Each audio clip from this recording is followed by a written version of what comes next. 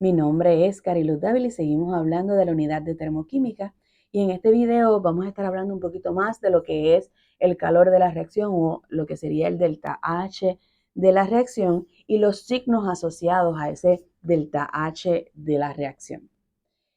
Pues como les estaba comentando, delta H de la reacción es la energía o, ¿verdad?, el calor de la reacción.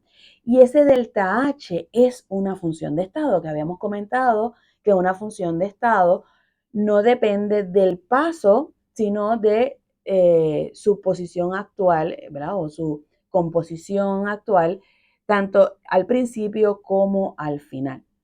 Una función de estado puede ser calculada entonces, ¿verdad?, como lo que sería el estado final menos el estado inicial, porque básicamente lo que estamos viendo es cuál fue el cambio que ocurrió de su posición inicial a su posición final.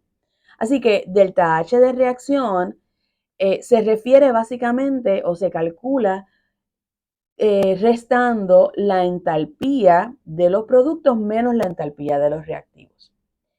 También es mucho más fácil visualizar este delta H o recordemos que el delta H estaba asociado a lo que era el calor que se liberaba o absorbía por una reacción a presión constante. Así que nosotros habíamos visto que calor tenía asociado un signo negativo o positivo dependiendo si el sistema adquiría o liberaba calor. Si nosotros visualizamos ese calor como parte de los reactivos o productos, se nos va a hacer mucho más fácil entender por qué, por ejemplo, se está liberando, por qué se está absorbiendo, por qué tiene un signo positivo, un signo negativo. Y tenemos dos diferentes procesos. Tenemos procesos exotérmicos y tenemos procesos endotérmicos. Un proceso exotérmico es aquel que va a liberar calor. Exo significa fuera, así que, y térmico pues tiene que ver con calor. Así que un proceso exotérmico es un proceso donde se libera calor. ¿Qué es lo que estamos viendo? Como es un proceso que se libera, que se produce calor, nosotros estamos viendo que el calor es parte de los productos y lo podemos asignar como parte de los productos. ¿Ok?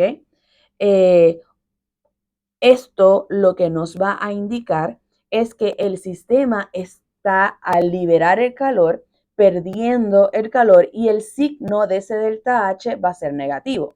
Lo que significa que el signo de delta H para un proceso exotérmico es un signo negativo. Por el otro lado, un proceso endotérmico es un proceso donde se absorbe calor. Es un proceso donde el sistema necesita que se absorba ese calor para que pueda ocurrir. Lo que significa también que ese calor tiene que ser parte de los reactivos, porque sabemos que cuando estén todos los reactivos, entonces ocurre la reacción. Y si falta calor, no ocurre la reacción, pues esa reacción podemos visualizarla como que tiene el calor como parte de los reactivos. Al tener ese calor como parte de los reactivos, lo que significa es que pues, tiene que absorber y lo que significa también es que tiene que ganar. Y al ganar esa cantidad de calor, ese delta H va a tener un signo positivo. Así que cuando el sistema está liberando calor, el signo de delta H es negativo y cuando el sistema lo está ganando, es positivo el signo de ese delta H. ¿Cómo entonces nosotros vamos, siendo parte de los alrededores, percibir esa ganancia o esa pérdida de calor? En un proceso exotérmico, al liberarse calor, se libera hacia los alrededores. ¿Qué sucede? Nosotros somos parte de los alrededores. Si nosotros tocamos donde se encuentra un proceso exotérmico, lo vamos a sentir caliente. Y es porque nosotros, como parte de los alrededores estamos ganando ese calor que el sistema está liberando. Por otro lado, si nosotros tocamos el envase, por ejemplo, donde está ocurriendo un proceso endotérmico, nosotros lo vamos a sentir frío. pero es porque el sistema está absorbiendo calor de los alrededores y nosotros somos parte de los alrededores, lo que significa que vamos a estar perdiendo nosotros calor y por eso lo sentimos frío. Así que en un proceso exotérmico vamos a ver que se siente caliente, que los alrededores se calientan y es porque al liberar ese sistema el calor, los alrededores tienen que absorberlo. Y por el contrario, en la endotérmica lo vamos a sentir frío porque como nosotros parte de los alrededores estamos perdiendo ese calor. Todos los procesos tienen, ¿verdad? Tienen asociados un delta H. Para que ocurra esa reacción, tiene que el proceso absorber o liberar.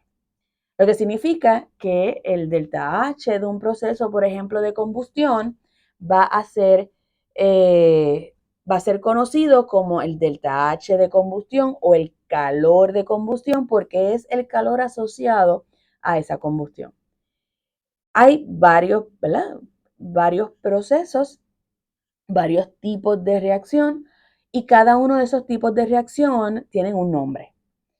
Y los delta H o los calores asociados a esas reacciones van a llevar el mismo nombre. Por ejemplo, si nosotros tenemos un proceso donde hay una combustión y sabemos que hay una combustión porque hay oxígeno como parte de los reactivos reaccionando con un mol de lo que está, ¿verdad?, reaccionando, eso se le conoce como una reacción de combustión, así que el delta H de esa reacción es el delta H de combustión.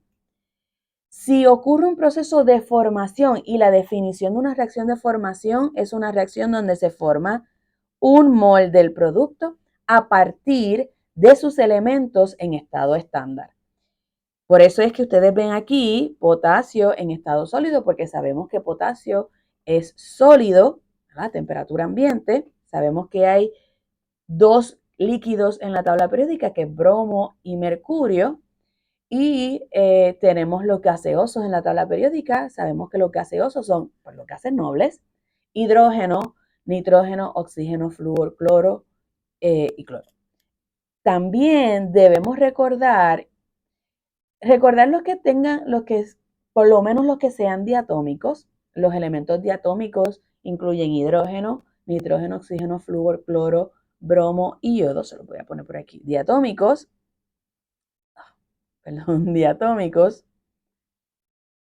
son hidrógeno, son nitrógeno, oxígeno, flúor, cloro, bromo y yodo. ¿Ok? Recordando que de estos son gaseosos y este es líquido y este es sólido. ¿Ok? Aparte de esos gaseosos que les puse ahí, recuerden que también están los gases nobles. Y de los líquidos, pues también está, aparte de bromo, mercurio. Así que una reacción de formación va a ser una reacción donde se forma un mol del compuesto, uno nada más, un mol del compuesto, a partir de sus elementos en estado estándar. Vean entonces que a bromo lo vemos ahí diatómico y lo vemos líquido. Vea también que tiene un medio y es porque solamente se va a formar un mol del producto.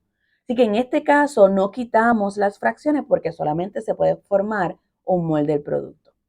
Pero cuando vemos eso es una reacción de formación y la energía asociada o el calor asociado a esa reacción va a ser entonces el calor de formación o el delta H de formación. Si ocurren procesos físicos como una fusión, pues el calor asociado a ese proceso se le conoce como delta H de fusión o calor de fusión. Si es evaporación, sublimación, etcétera, el calor va a llevar el nombre del proceso que se está llevando a cabo. ¿Ok? Así que es bien importante que recordemos eso.